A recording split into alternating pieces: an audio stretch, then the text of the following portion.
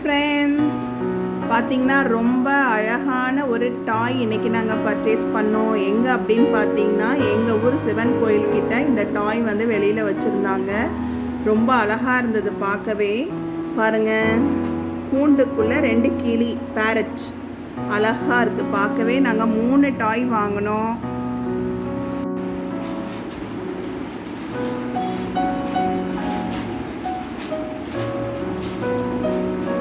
கிளியே கிளியே பேசு, உன் பேச்சை கேட்க எனக்கு ஆசையே. கிளியே கிளியே பேசு, உன் பேச்சை கேட்க எனக்கு ஆசையே. பச்சை நீர கிளியே பார்க்க மிக அழகே.